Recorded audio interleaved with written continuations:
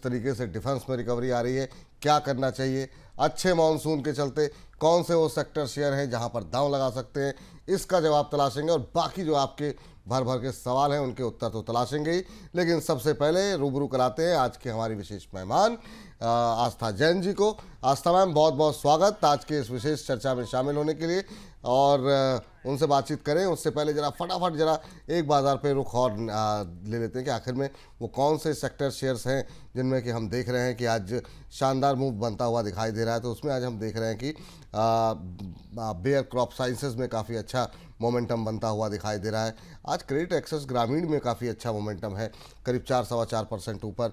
GSK pharma करीब 4% ऊपर कामकाज करता हुआ। हिताची एनर्जी एक और ऐसा शेयर जो कि अच्छे मोमेंटम के साथ कामकाज कर रहा है। फाइज़र में अच्छी तेज़ी देखने को मिल रही है। तो ये वो शेयर हैं जो कि अच्छी मजबूती यहाँ पर दिखा रहे हैं। पीएसयू में ऑलमोस्ट फ्लैट, लेकिन तब भी हरा निशान है। तो यहाँ पर ख़ासतौर से डिफेंस शेयरों में जो रिकवरी आई है उसके चलते यहाँ पर पीएसयू शेयर जो है वो हरे निशान में कामकाज करते हुए दिखाई दे रहे हैं। चलिए, तो अब जो है सवाल जवाब का सिलसिला शुरू करते हैं। काफ़ी बड़ी संख्या में दर्शकों के प्रश्न जो है वो हमारे पास आ रहे हैं। पहला प्रश्न विजय कुमार जी के प्रश्न के साथ शुरुआत करते हैं, और ये प्रश्न हमें भेजा गया है विजय कुमार जी की तरफ से अपोलो माइक्रो पर। मैम, इनके पास 230 पर लिया हुआ है और कह रहे हैं 141 शेयर जो है अपोलो माइक्रो के इन्होंने लिए हुए हैं। आज अच्छी मजबूती यहाँ पर देखने को मिल रही है अपोलो माइक्रो में। 11.5% ऊपर 154-155 के आसपास का लेवल देखने को मिल रहा है। जिसने अपना नया 52 वीक हाई लगाया है वो है 159.74। तो शानदार मोमेंटम अपोलो माइक्रो में के अंदर देखने को मिल रहा है। अब इन्होंने लिया हुआ है 230 के आसपास, काफ़ी ऊपर की खरीद है। कह रहे हैं कि अभी कितनी अपसाइड बाकी यहाँ पर है, क्या सलाह देंगी मैम अपोलो माइक्रो को लेकर के? देखिए, अपसाइड जहां तक मुझे लगता है अब जो नेक्स्ट लेवल ये काउंटर दिखाता हुआ नजर आएगा वो 210 तक का रहेगा बिल्कुल जी। और मुझे ऐसा लगता है 210 तक जाने की कोशिश ये काउंटर कर सकता है। तो अभी भी अपसाइड इसमें दिखाई देता है और मैं यहाँ बने रहने की ही सलाह दूंगी। स्टॉप लॉस के तौर पे जो लेवल ये रख सकते हैं वो तकरीबन यहाँ पे 130 का रख सकते हैं। 130 के स्टॉप लॉस के साथ 180 से 200 के लक्ष्य के लिए होल्ड करने की सलाह रहेगी। ठीक, चलिए, तो ये सलाह यहाँ पर निकल के आ रही है। इस बीच जो है एक प्रश्न आया है शिपिंग कॉरपोरेशन को लेकर के, और कह रहे हैं कि 197 पे इन्होंने शिपिंग कॉरपोरेशन लिया हुआ है। टारगेट जानना चाह रहे हैं और स्टॉप लॉस अभी जो है 202 पे चल रहा है। तो यहाँ पर इनके 5-7 रुपये बन रहे हैं, 1% ऊपर है। अभी यहाँ पर इनको क्या स्टॉप लॉस और टारगेट रखने चाहिए अगर अपना मुनाफा भी सुरक्षित रखना हो तो? जी बिल्कुल, शिपिंग कॉरपोरेशन की अगर हम यहाँ पे बात करें तो जिस तरह का काउंटर ये है अभी तो इसमें भी आज तो लोअर लेवल से यहाँ पे ठीक ठाक रिकवरी दिख रही है। शिपिंग कॉरपोरेशन की बात कर रही थी मैं।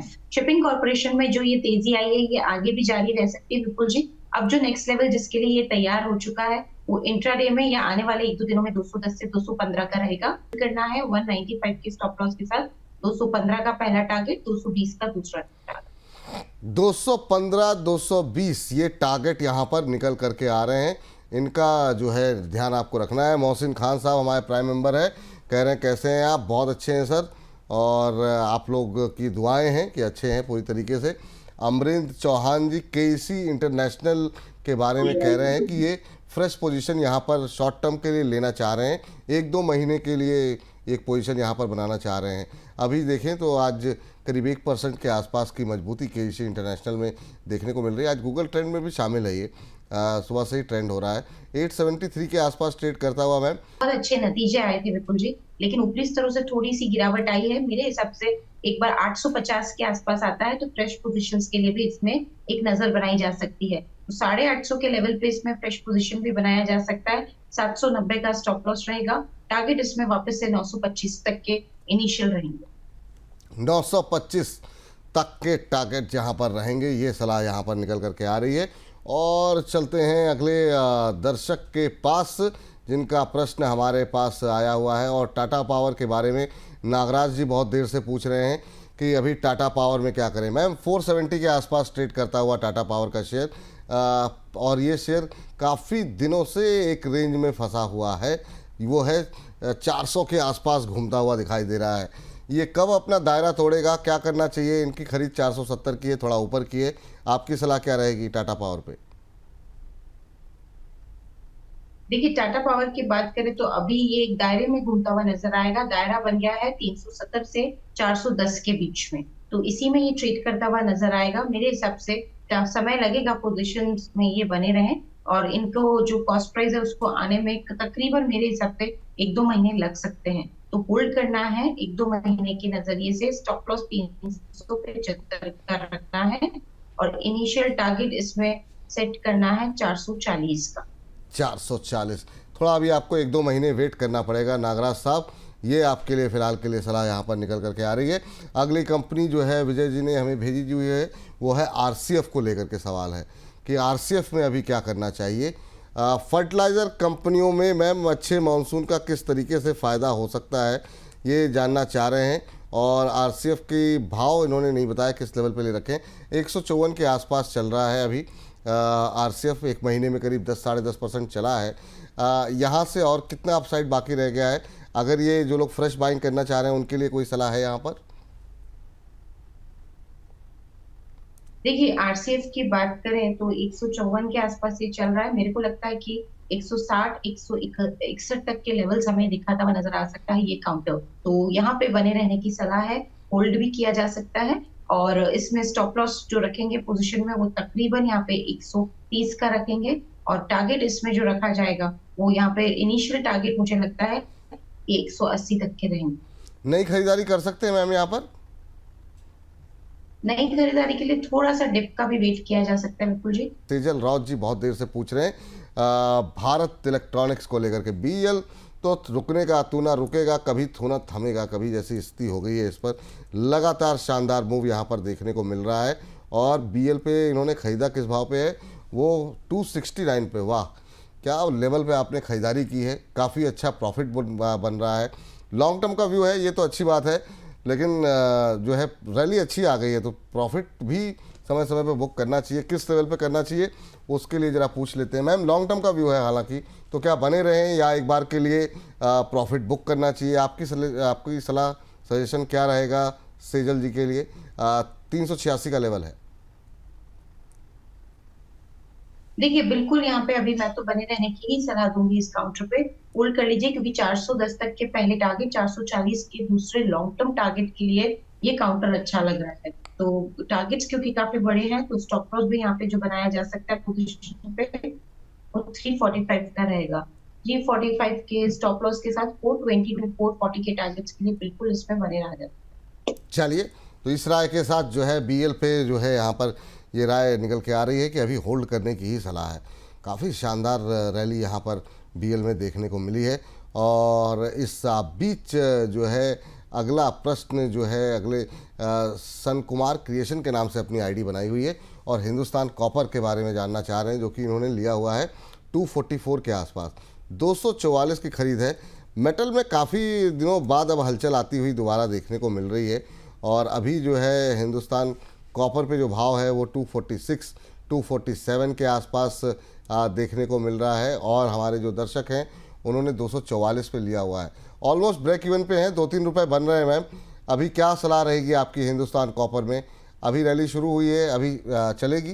बिल्कुल, हिंदुस्तान कॉपर की बात करें तो ये जो रैली चलेगी 260 तक इसको लेके जाएगी। तो 260 से लेके 285 तक के लेवल्स हमें अब ये काउंटर नेक्स्ट दिखाता हुआ नजर आएगा।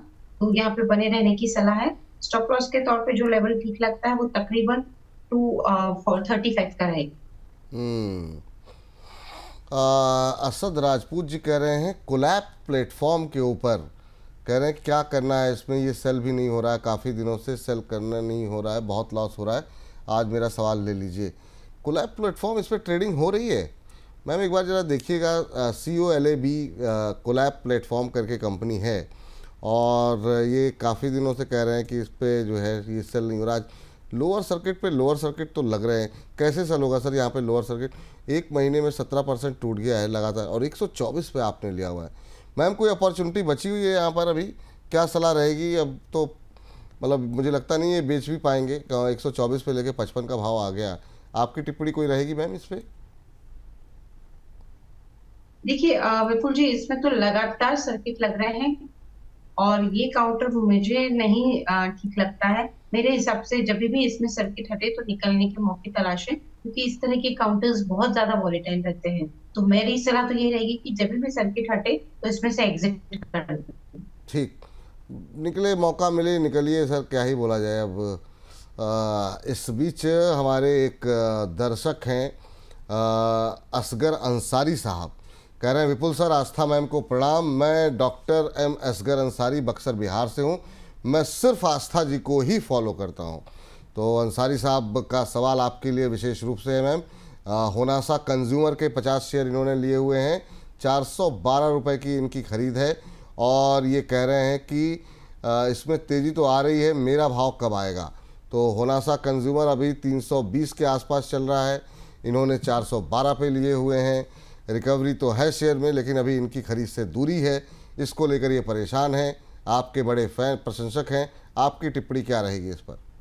355 से 360 के लक्ष्य के लिए बिल्कुल ये काउंटर अच्छा लगता है। यहाँ पे बने रहने की सलाह है और इसमें होल्ड करने की सलाह है। एक स्टॉप लॉस के साथ होल्ड करिए जो कि तकरीबन 305 के स्तर पे आता है।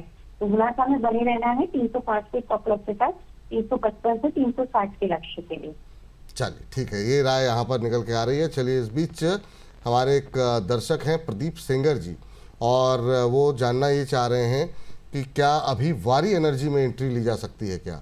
वारी एनर्जी में काफ़ी अच्छी तेज़ी के बाद जब यूएस में जो टैक्स का फैसला हुआ उसके बाद से यहाँ पर दबाव देखने को मिला है और बीते कुछ दिनों में अच्छी खासी गिरावट भी आ गई है। मैम, अभी फ्रेश एंट्री के लिए ये लेवल सही हैं या थोड़ा और वेट करना चाहिए? 2795 के आसपास अभी ट्रेड करता हुआ, अभी वेट करना चाहिए या ये ठीक है 2800 के आसपास खरीद सकते हैं? देखिए, थोड़ा सा और रुक जाना चाहिए। मेरे हिसाब से 2795 के आसपास ही चल रहा है। तो इसमें अब जो नेक्स्ट लेवल जहाँ पे की खरीदारी के मौके बढ़िया बनते हैं वो 2750 का रहेगा। तो 2750 के लक्ष्य के लिए वारी एनर्जीज में अभी तो मैं यहाँ पे लेवल से खरीदारी करने की सलाह दूंगी। अभी रुक जाइए, नई खरीदारी ना करें।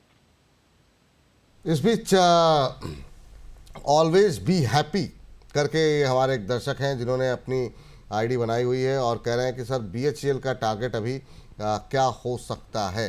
तो बीएचईएल पर जो है लक्ष्य जानना चाह रहे हैं कि क्या यहाँ पर रखा जाए, और इन्होंने ख़रीदा है या नहीं ख़रीदा ये इन्होंने स्पष्ट नहीं किया है। लेकिन अभी बीएचईएल जो है 260 के आसपास ट्रेड करता हुआ, बीते एक महीने में ठीक रिकवरी रही है, करीब 12-13% के आसपास की बीएचईएल के अंदर। अभी क्या करना चाहिए मैम बीएचईएल के अंदर? क्या टारगेट हो सकते हैं अगर अभी यहाँ पे खरीदना हो तो? देखिए, अगर यहाँ पे खरीदा है तो बिल्कुल खरीदा जा सकता है। टारगेट 280-85 के इनिशियल रहेंगे। यहाँ से 20-25 रुपए ऊपर के लक्ष्य के साथ बीएचईएल में खरीदारी करने की सलाह है। स्टॉप लॉस के तौर पे जो लेवल मुझे लगता है कि एक बढ़िया माना जाएगा वो 245 का रहेगा। 245 के स्टॉप लॉस के साथ 280 से 285 के लक्ष्य के लिए बीएचईएल में बने रहा जा सकता है। चलिए ठीक है, और इस बीच चलते हैं अगले दर्शक इस्लाम खान साहब हिंदुस्तान कॉपर का टारगेट जानना चाह रहे हैं। हिंदुस्तान कॉपर अभी थोड़ी देर पहले ही जो है वो डिस्कस यहाँ पर किया गया है सर, तो आप थोड़ा सा पीछे जाएंगे तो फिर आपको उत्तर जो है यहाँ पर मिल जाएगा। और इसी के साथ जो है अगले दर्शक जिसका प्रश्न हमारे पास लगातार आ रहा है वो बीएमएल पे राहुल दास जी जानना चाह रहे हैं कि यहाँ पर स्टॉप लॉस और टारगेट क्या हो सकते हैं।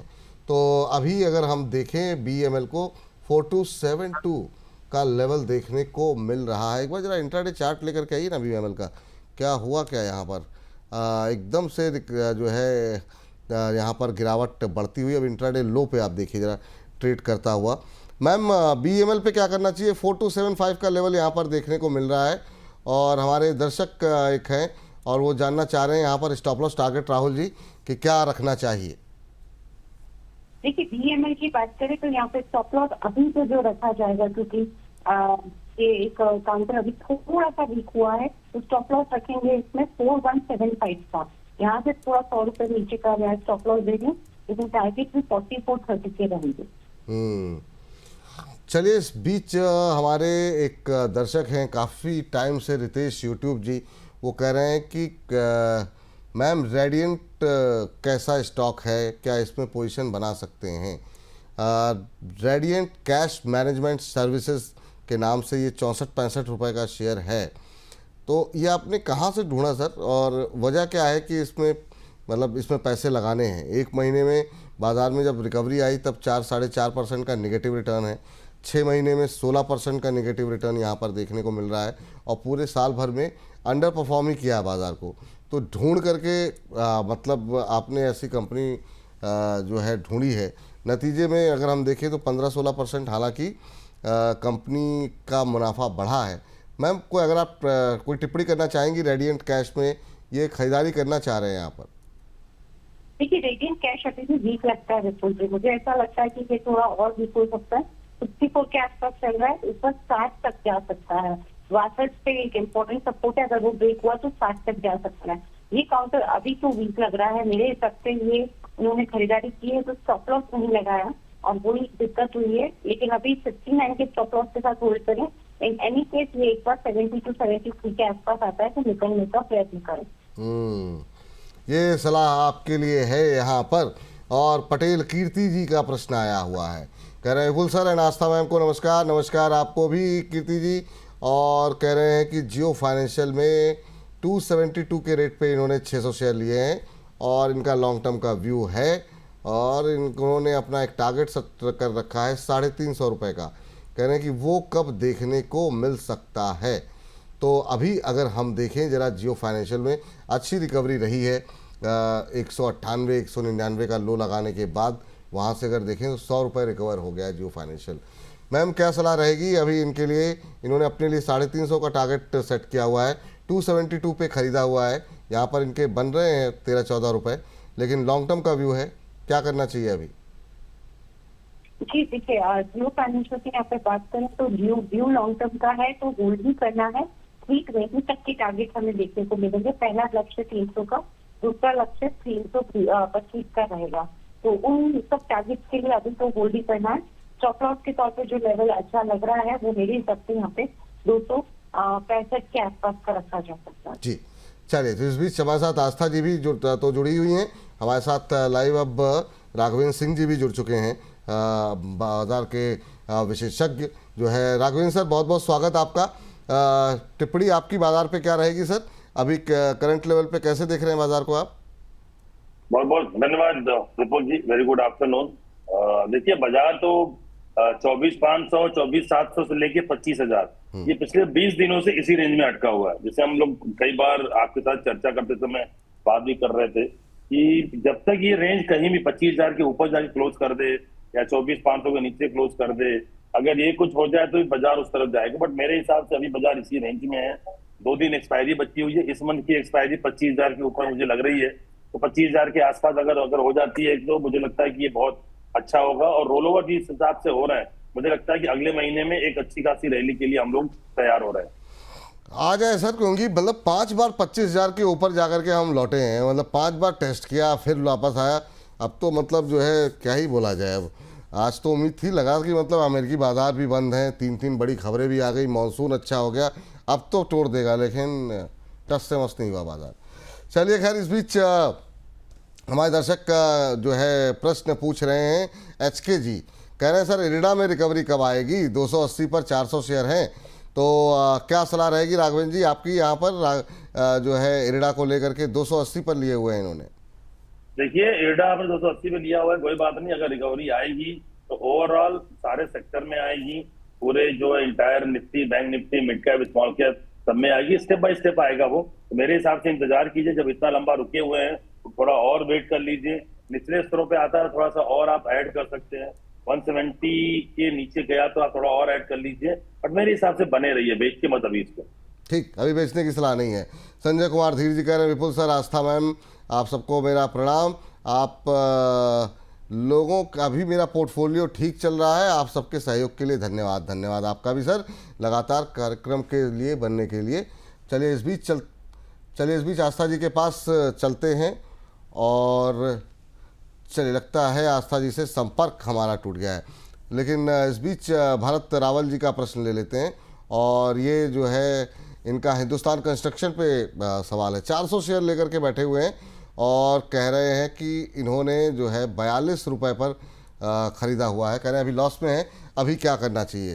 सर, हिंदुस्तान कंस्ट्रक्शन एक और PSU कंपनी जिस पर कि सवाल यहाँ पर है, और यहाँ पर अगर हम देखें तो करीब करीब 2% के आसपास की मजबूती, 31-32 के आसपास का लेवल देखने को मिल रहा है। 17-18% रिकवर हुआ है, लेकिन अभी इनके लिए थोड़ी दूरी बनी हुई है 10 रुपये के आसपास की। आपकी टिप्पणी क्या रहेगी सर अभी? देखिए, हिंदुस्तान कंस्ट्रक्शन जो है स्टॉक ऑलरेडी काफी नीचे आ चुका है, 57-58 रुपए तक गया था ये, वहां से भी 30 रुपए तो आधा हो गया 6 के 8 महीने में। अब इसने जो है 25 रुपए का लो लगाया, वहां से रिवर्स ले रहा है। 30 रुपए का आप स्टॉप लॉस रखिए, स्टॉक को होल्ड कीजिए, 30 रुपए के नीचे आता है स्टॉक में से निकल जाइए। चलिए, इस बीच जो है एक BHEL को लेकर के एक और सवाल हमारे पास लगातार आ रहा है। BHEL पे जानना चाह रहे हैं कि अभी BHEL में क्या करना चाहिए। सर, BHEL पे क्या व्यू रहेगा सर अभी 260 के आसपास? अभी हालांकि इस पर बातचीत हुई थी, लेकिन फिर भी एक बार फिर से सर अगर आप अपनी टिप्पणी दे दें। आस्था जी से बातचीत हुई थी, आप एक बार अगर अपनी टिप्पणी दे दें BHEL पे अभी क्या करना चाहिए। देखिए, BHEL भेल जो है निचले स्तर से काफी तेजी से ऊपर आया है, 195 रुपए, 260 रुपए, थोड़ा सा प्रॉफिट बुकिंग एक्सपेक्टेड था। और मुझे लगता है कि 255-250 तक ये स्टॉक आना चाहिए। 250 के लेवल पे आता है तो आप बिल्कुल बाई करिए, 245 रुपए का स्टॉप लगाइए, 275-280 का टारगेट होगा। चलिए, तो ये राय यहाँ पर निकल करके आ रही है। सर, बरसात तो उधर काफ़ी ज़्यादा हो रही है क्या आपकी तरफ? हर जगह नेटवर्क का इशू हर जगह आ जा रहा है सर। मुंबई, पुणे, महाराष्ट्र में समझ लीजिए कि बस मानसून जितना झमाझम हो रहा है, और हम लोग बहुत जल्दी आपके यहाँ भेज रहे हैं दिल्ली में भी। और दिल्ली में भी जो बारिश बहुत खतरनाक होगी, ताकि जो है आप लोग भी जो है नेटवर्क को एंजॉय कर सकें। हम लोग इस समय नेटवर्क का जो है बहुत प्रॉब्लम फेस कर रहे हैं, और बहुत पिछले 1 हफ्ते से खूब लगातार बारिश हो रही है। हाँ, वो क्योंकि अभी मैं देख रहा हूँ कि जो भी हमारे एक्सपर्ट कनेक्ट हो रहे हैं, चाहे मुंबई में, कहीं ना कहीं हर दूसरे तीसरे दिन कुछ ना कुछ इशू आ जा रहा है उनके यहाँ। तो लग रहा है कि बरसात का असर जो है वो देखने को मिल रहा है। बिल्कुल, बिल्कुल। जी सर, और सर इसी पर हमारे एक दर्शक हैं, सुपर वन व्लॉग के नाम से आईडी बनाई हुई है, और कह रहे हैं कि कोचिन शिपयार्ड पे ख़रीदारी इन्होंने की हुई है, और इन्होंने 1820 पे ख़रीदा हुआ है कोचिन शिपयार्ड, और 87 स्टॉक्स इनके पास हैं। अभी जो है 1921 का भाव है, 100 रुपये पर शेयर का फ़ायदा हो रहा है। कह रहे हैं कि अभी सेल कर दूं या फिर होल्ड करना चाहिए। सर, ये मतलब डिफेंस स्टॉक तो रुकने का नाम ही नहीं ले रहे।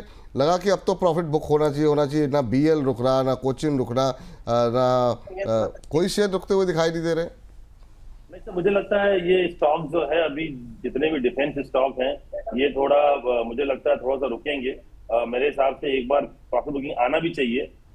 लेकिन देखिए, अभी भी वो ट्रेंड जब तक कंटिन्यू, मुझे लगता है ये मंथ की एक्सपायरी के बाद अगले मंथ में थोड़ा बहुत प्रॉफिट बुकिंग आएगा। तो मुझे लगता है थोड़ा सा इंतजार करिए, और नीचे ट्रेलिंग स्टॉप लॉस जो है लेकर के चलिए, ट्रेलिंग स्टॉप लेकर चलिए, क्योंकि जिस दिन भी प्रॉफिट बुकिंग आएगा 10% 15% सारे स्टॉक में आएगा।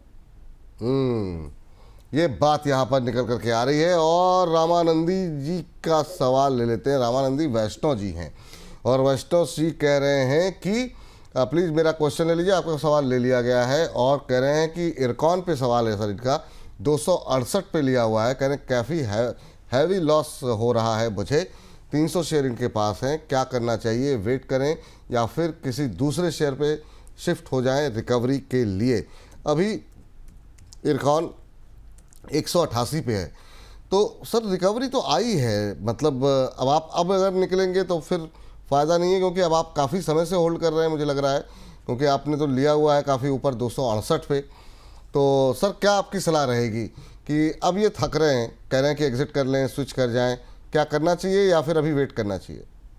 देखिए, ऑलरेडी स्टॉक आधा हो चुका है, तो यहाँ पे निकलने की तरह मैं नहीं दूंगा, और ऐड मत कीजिए। अगर लेना हो तो कुछ और स्टॉक ले लीजिए। अशोक लेलैंड है, मदरसन सुमी है, वो ले सकते हैं। मदरसन सुमी अगर इसको बेच के लेना हो तो वो भी ले सकते हैं, बट मेरे हिसाब से अभी इन्होंने बाई किया हुआ है, होल्ड करें, क्योंकि मुझे लगता है 6-8 महीने रैली भी नहीं होने वाली है, क्योंकि ऑलरेडी ये स्टॉक ने बहुत अच्छी खासी रैली दी थी, रेलवे स्टॉक ने। मुझे लगता है कि नवंबर दिसंबर के बाद रैली होगी, तब देखा जाएगा, बट मेरे हिसाब से अभी भी यहाँ पे होल्ड करना चाहिए, निकलना नहीं चाहिए अभी।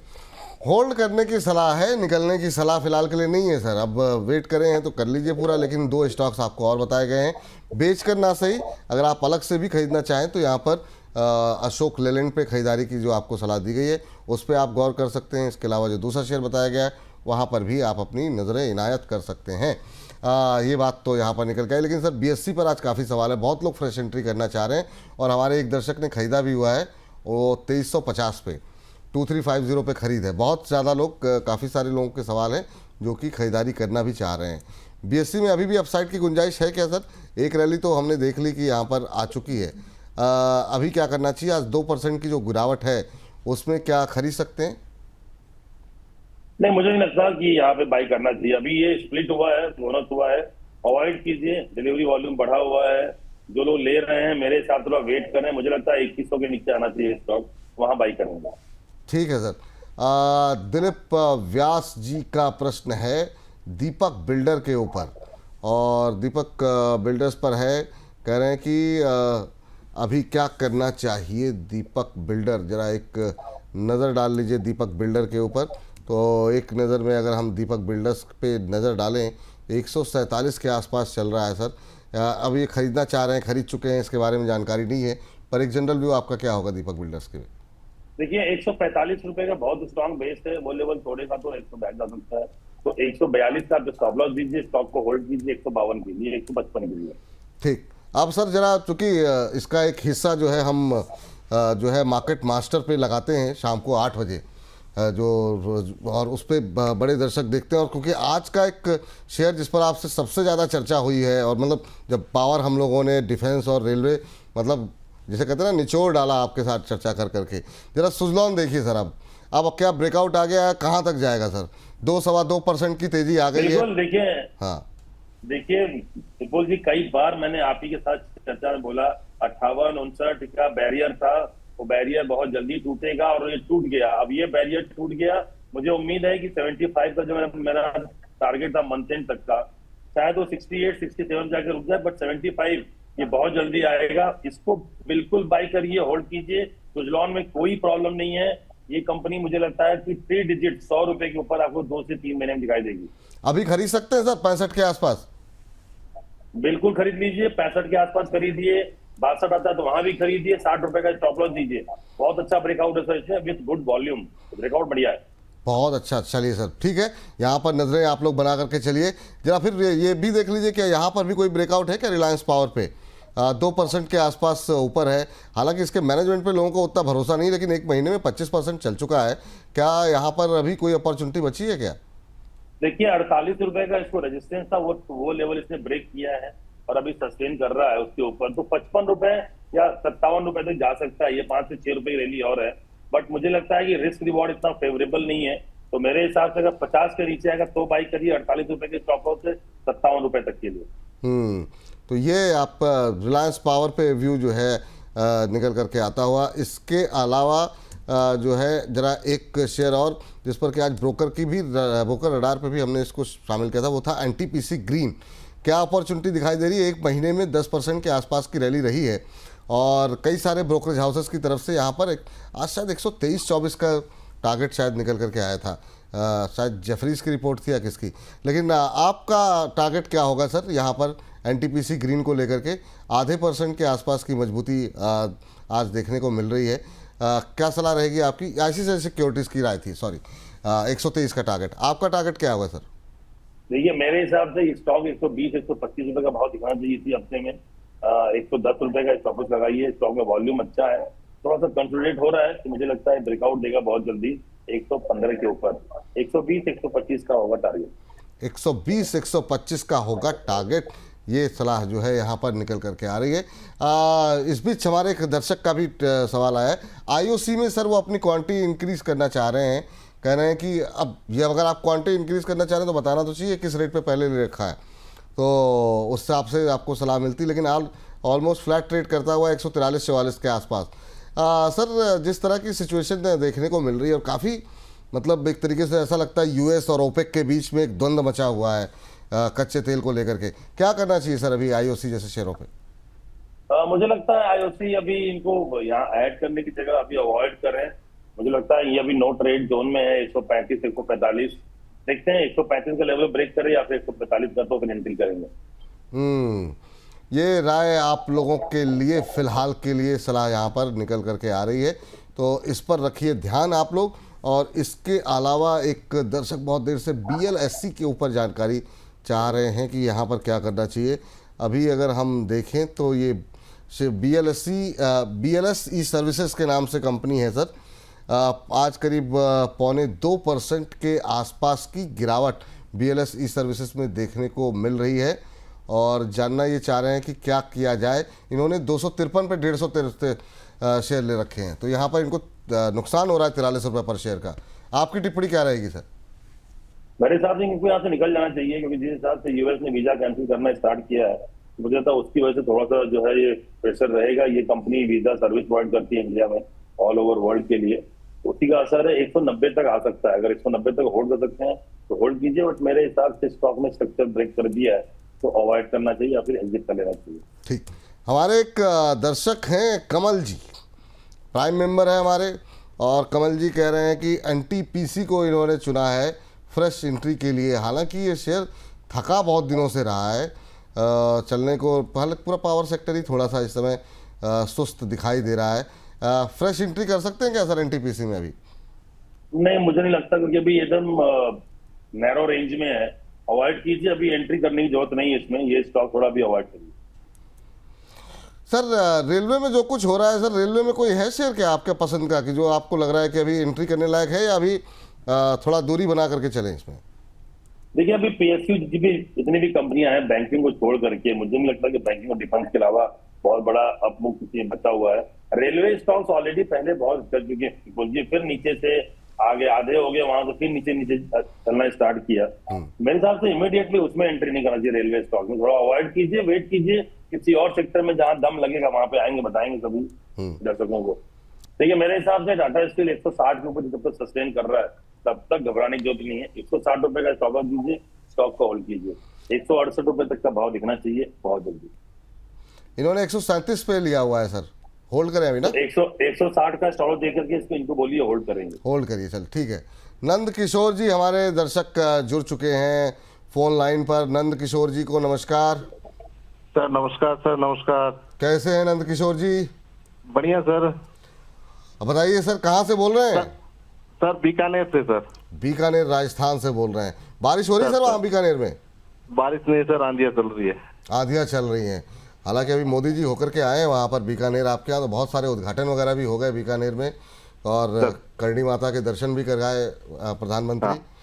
मेरा भी आने का कार्यक्रम था लेकिन कुछ वजहों से टल गया, लेकिन most probably next to next month, शायद अगले महीने जून में या जुलाई में आना हो बीकानेर जो है। बताइए सर, क्या सवाल है? सर मेरे 5 स्टॉक है सर, ओला इलेक्ट्रिक, उत्कर्ष बैंक, नेटवर्क 18, GSFC और IKO। पहले जरा सर पांचों पे तो चर्चा थोड़ी मुश्किल है। ओला इलेक्ट्रिक और लास्ट वाला कौन सा बताया आपने? IKO। IKO। चलिए पहले ओला इलेक्ट्रिक पे ही बात कर लेते हैं। ओला इलेक्ट्रिक इन्होंने 118 पर लिया हुआ है, अभी शेयर चल रहा है ओला इलेक्ट्रिक का करीब 52-53 के आसपास। तो बहुत ज़्यादा विकल्प आपके पास है नहीं, शेयर आधा हो गया है, अब तक वेट कर रहे हैं, तो इसका मतलब अभी तुरंत निकलेंगे नहीं। लेकिन शेयर भी चलने को राजी है नहीं।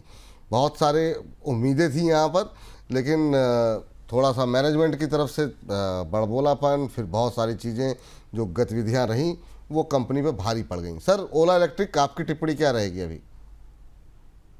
देखिए, ओला इलेक्ट्रिक जो है ऑलरेडी स्टॉक बहुत नीचे है और 50 रुपए के आसपास बहुत दिन से घूम रहा है। जितना ये कंसोलिडेट यहाँ पे होगा, जितना देर टाइम बिताएगा, कंपनी उतना बड़ा मूव देगी। मेरे हिसाब से यहाँ बेचना, अभी तो आधा हो गया तो बेचने का तो मतलब बनता नहीं है। थोड़ा अगर आपको एवरेज करना हो तो 50 रुपए के आसपास इसको आप एवरेज कर लीजिए, स्टॉक को होल्ड कीजिए, और मुझे लगता है ये स्टॉक बहुत जल्दी आपको 75-80 का भाव दिखाई देगा। अच्छा ठीक सर। इस बीच हमारे एक दर्शक कर रहे हैं कि सुपर चैट पर मैंने आपको सवाल भेजे। सर मुझे मिले नहीं आपके सवाल। आप अपना सवाल तो जितना मैं आपने लिखा है ना कि आप मेरा सवाल नहीं दे रहे हैं, उसके साथ साथ सवाल भी लिख दिया कीजिए कि जैसे नज़र पड़े तो कम से कम सवाल तो आपका डिस्कस कर ही लें। चलिए कोई बात नहीं, लेकिन अनमोल यादें, बड़ा अच्छा नाम बनाया है सर आपने अपने यूट्यूब का लेकिन ये नाम ढूंढ करके तो 2-3 घंटा मुझे लगता है नाम बनाने में जाता होगा। तो अनमोल यादें, वाह, गेमिंग एंड स्पोर्ट, और भी बहुत इतने कठिन कठिन नाम होते हैं, मैं समझ नहीं पाता हूँ कि लेकिन अपना नाम लिख दिया कीजिए ना साथ में आप लोग। बाकी ठीक है, यूट्यूब आपका चैनल चलता रहे और अच्छा चले, हम तो चाह ही रहे हैं, लेकिन थोड़ा सा नाम लिख देंगे तो थोड़ा हमारी जवान को थोड़ी कठिनाई कम होगी। बहुत कठिन कठिन नाम आ जाते हैं कई बार, तो ये तो बहुत अच्छा नाम है। खैर NBCC को सर 90 पे लिए हुए हैं, कह रहे हैं कि सर प्रॉफिट बुक कर लें क्या अभी। NBCC ये तमाम PSU स्टॉक्स जो है वो अच्छे चलते हुए दिखाई दिए हैं बीते कुछ दिनों में। NBCC पे काफ़ी सारे ऑर्डर की भी खबरें थी। 16-17% के आसपास चला है एक महीने में ये शेयर, अभी 115 के आसपास है, 90 पे लिए हुए हैं, 20-25 रुपये बन रहे हैं। प्रॉफिट कहाँ बुक करें सर? बुक कर लें प्रॉफिट यहाँ पे इमीडिएटली, मुझे लगता है एक बार प्रॉफिट बुक करके बाहर निकले, कैश ले लें अपने अकाउंट में, फिर जब नीचे मिलेगा फिर ऐड करेंगे या फिर किसी और स्टॉक में ऐड कीजिए, पर प्रॉफिट बुक कर लीजिए। प्रॉफिट बुक कर लीजिए। हमारे एक दर्शक हैं, उन्होंने अपनी आईडी बनाई हुई है, किस नाम से, IM खाकी, और आगे लिखा हुआ है पुलिस। तो बहुत अच्छी बात है सर, लेकिन नाम भी बता दीजिए अपना। 50,000 रुपये इन्वेस्ट करना चाह रहे हैं, कह रहे हैं सर कहाँ इन्वेस्ट करना चाहिए। अच्छा सर, जो लोग अब मतलब मान लीजिए पैसे लगाना चाह रहे हो 2-4-6 महीने, या कुछ लोग 1 साल के लिए, 2-4-10 साल को अगर हम छोड़ दें, पर 6-8 महीने से लेकर के साल भर का व्यू लें, तो अभी कौन सी थीम आप सजेस्ट करेंगे? या 2-4 एक पोर्टफोलियो अगर बनाना हो 1 लाख रुपए का, तो कैसे आप किस तरीके से डाइवर्सिफाई करेंगे, किस तरीके से क्या सजेशन देंगे लोगों को? देखिए, अगर 1 लाख रुपए का पोर्टफोलियो बनाना हो तो 20-20 हजार रुपए की आप 5 सेक्टर में पैसा लगाइए। मुझे लगता है वो oil and marketing companies, metal, bank, उसके बाद आपको जो FMCG और फार्मा, मुझे लगता है ये ऐसे सेक्टर हैं जहाँ पे कि आपको थोड़ा थोड़ा पैसा लगा करके अच्छे अच्छे स्टॉक चूज करके उसमें लगाना चाहिए। इनके अलावा अगर आपको बहुत सेफ्टी चाहिए तो मुझे लगता है फिर आप जो है गोल्ड एंड डायमंड ज्वेलरी, जो सेगमेंट में काम करती हैं कंपनियां, जैसे कल्याण ज्वेलर्स हो गया, टाइटन हो गया, ये सब जगह आप जो निवेश कर सकते हैं। ठीक है सर।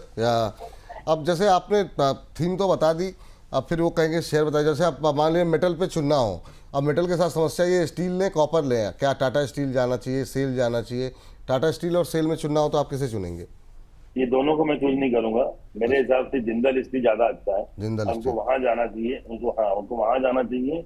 और अगर सेल और टाटा स्टील में चूज करना हो तो आप सेल चूज कीजिए, मुझे लगता है वो ज्यादा आपको मुनाफा देगा as compare to Tata steel. ठीक, ये सलाह आपके लिए है फिलहाल के लिए, तो इस पे आप लोगों को ध्यान रखना चाहिए। और साथ ही साथ अब अगली कंपनी पे सवाल आया है राज जी का। राज जी कह रहे हैं सर कैस्ट्रॉल बाय किया हुआ है 192 पे, तो कैस्ट्रॉल पे सर क्या व्यू है आपका? 192 पे खरीदा हुआ है इन्होंने, अभी क्या करना चाहिए? अभी जो भाव देखने को मिल रहा है कैस्ट्रॉल का वो 206-207 के आसपास है, आधे % के आसपास की आज गिरावट देखने को मिल रही है। क्या टिप्पणी रहेगी कैस्ट्रॉल पे आपकी? मुझे लगता है कैस्ट्रॉल 200 रुपए का स्टॉप लॉस दीजिए, स्टॉक को होल्ड कीजिए। स्टॉक में कुछ बहुत बड़ा मूवमेंट नहीं है, बट अगर लॉन्ग साइड में जाना चाहते हैं तो लॉन्ग कर सकते हैं यहाँ पे, बट मेरे हिसाब से अभी अवॉइड जोन में है, तो मैं इस स्टॉक में कोई ट्रेड नहीं लूंगा। अगर किसी को लेना है 200 रुपए का स्टॉप लॉस दीजिए और होल्ड कीजिए स्टॉक।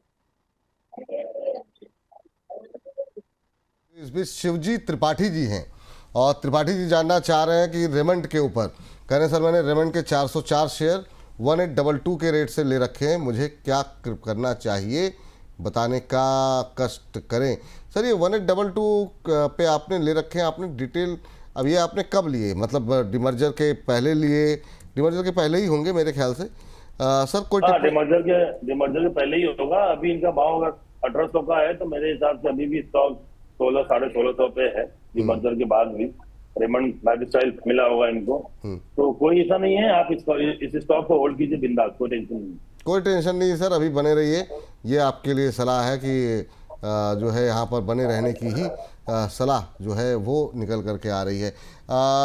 डैम कैपिटल करके भुवेश पसरीजा जी हमारे एक दर्शक हैं, भुवनेश पसरीजा जी, डैम कैपिटल पर सवाल इन्होंने किया है और धनराशि भी भेजी है।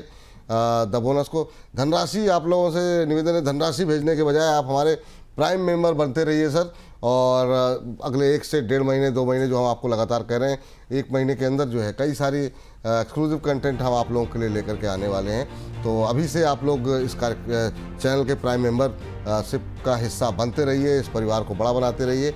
ये सब्सक्राइब के बगल में ज्वाइन ऑप्शन दिखाई दे रहा है, वहाँ पर 159 की मेंबरशिप है, आप उसको सब्सक्राइब कर सकते हैं। लेकिन अभी इनका सवाल ले लेते हैं। 297 पे डैम कैपिटल लेकर के बैठे हुए हैं सर, जानना ही चाह रहे हैं क्या करना चाहिए। तो ये शेयर अभी चल रहा है 274 के आसपास, आपकी टिप्पणी क्या रहेगी सर, क्योंकि इन्होंने 297 पे लिए हैं। देखिए मेरे हिसाब से स्टॉक को 265 का स्टॉप लॉस दीजिए, स्टॉक को होल्ड कीजिए। नहीं तो मेरे हिसाब से स्टॉप लॉस ऑलरेडी इनका फिगर हो चुका है 20 रुपए नीचे, तो क्योंकि 280 का सपोर्ट था वो ब्रेक कर दिया है। पर अगर इन्होंने स्टॉप लॉस नहीं लगाया, 265 का लगाया स्टॉप लॉस, तो स्टॉक को होल्ड करें। ठीक, चलिए इस बीच आस्था जी से दोबारा शायद संपर्क हो गया है हमारा, तो एक सवाल लेते हैं और सीधे फिर उसके बाद ब्रोकर हमारे जो खास सेगमेंट IPO सेगमेंट पे चलेंगे। एक बार सीधे चलते हैं आस्था जी के पास। चलिए फिर से डिस्कनेक्ट हो गई, बड़ा नेटवर्क की समस्या है। चलिए सुरेंद्र कुमार जी का सवाल ले लेते हैं और कह रहे हैं कि ड्रीम फोक सर्विसेज के ऊपर इनका प्रश्न है। कह रहे हैं कई दिन से भेज रहे हैं और एवरेज करना चाह रहे हैं। तो ड्रीम फोक जरा एक बार जरा शेयर पे पहले खुद तो हम देख लें क्या स्थिति देखने को मिल रही है। 257 के आसपास चल रहा है और सर ड्रीम फोक पे इन्होंने लिया हुआ है 505 की खरीद है आपकी। अब बताइए सर क्या एवरेज कर, अब इसके बाद भी आप एवरेज करना चाह रहे हैं। आज में 4-4.25% के आसपास की गिरावट यहाँ पर देखने को मिली है। चलिए सर क्या टिप्पणी रहेगी, अगर आप ट्रैक करते हो तो आपकी राय जानना चाहेंगे। तभी कंपनी के नतीजे भी आए थे, 17% के आसपास कंपनी का मुनाफा टूटा है, गिरा है। अभी क्या इनको होल्ड करना चाहिए, क्या टिप्पणी रहेगी आपकी? देखिए मैं स्टॉक को ट्रैक तो नहीं करता, बट स्टॉक ऑलरेडी आधा हो चुका है। अब इसको रिवर्सल होने के लिए 100% भागना पड़ेगा। इट विल टेक टाइम, क्योंकि अगर पूरे यहाँ से इनको डबल होगा तब ये स्टॉक जाके इनका भाव आएगा। मेरे हिसाब से स्टॉक में कुछ बचा नहीं है। कंपनी वो क्या करती है, कैसे करती है, कि आधी हो गई प्रॉफिट जो है उसका। तो मेरे हिसाब से अभी अवॉइड करो, ज्यादा अच्छा है। अब यहाँ पे आप उसको जो ऐड मत कीजिए, और अगर निकलना हो तो इसमें से आप निकल सकते हैं, बट आधा हो चुका है तो मेरे हिसाब से अभी आपके लिए निकलना भी बड़ा मुश्किल ही होगा। तो देखिए इससे कुछ कमेंट करवाना बहुत मुश्किल है सर मेरे लिए जी। अंजुम जमादार जी हमारे प्राइम मेंबर हैं और उनका रिलायंस को लेकर के रिलायंस पे बहुत लोग सवाल कर रहे हैं सर। अभी क्या कर रहे हैं, इन्होंने 1423 पे लेकर के बैठे हुए हैं। बीते 2-3 दिनों में थोड़ी सुस्ती लगातार देखने को मिल रही है रिलायंस के अंदर। इन्होंने 1423 पे लिया हुआ है, आपकी टिप्पणी क्या रहेगी? उन्हीं के उसी लेवल्स के आसपास घूम रहा है। मेरे हिसाब से इसको अवॉइड करना चाहिए सर। रिलायंस में भी कोई ट्रेड नहीं बनता है जब तक ये 1450 क्रॉस न कर दे, या फिर 1400 के नीचे ना आ जाए। मेरे हिसाब से अभी इस स्टॉक में जो है कुछ बड़ा मूव एक्सपायरी के बाद ही आएगा, बेटर है अभी अवॉइड कीजिए। अभी अवॉइड कीजिए। पर इनके पास जो शेयर पड़े हुए हैं, क्या होल्ड करने की सलाह, क्या बोला सर आपने? सॉरी मिस हो गया। होल्ड करिए, होल्ड कीजिए 1400 के स्टॉप लॉस से। 1400 के स्टॉप लॉस से होल्ड करने की सलाह है। एक सवाल और ले लेते हैं। हमारे लाइव गेमर के नाम से इन्होंने अपनी आईडी बनाई हुई है। GRSC जो है 2251 पे इन्होंने लिया हुआ है। 20 शेयर इनके पास हैं और कह रहे हैं कि होल्ड करें, प्रॉफिट बुक करें, और नज़रिया इनका लॉन्ग टर्म का है। क्या मतलब शेयर चल रहा है सर, ये भी धुआंधारी चल रहा है। GRSC भी 2251 पे लिया हुआ है, 2800 का भाव। अब सोचिए काफ़ी शानदार 20 शेयर हैं इनके पास, 600 का पर शेयर उनको मुनाफा हो रहा है। क्या करें सर अभी? और जिनके पास भी है GRSC क्या करें? और बहुत लोग अभी भी खरीदने के उत्सुक जो हैं, उनके लिए क्या टिप्पणी रहेगी आपकी? भैया अगर खरीदना चाहते हैं तो 52 रुपीज का हाई ब्रेक किया है। मेरे हिसाब से स्टॉक 3200 का भाव दिखाई देगा, इसको बाई कर सकते हैं। 2650 स्टॉप लॉस थोड़ा लंबा है, 2650 का स्टॉप लॉस है।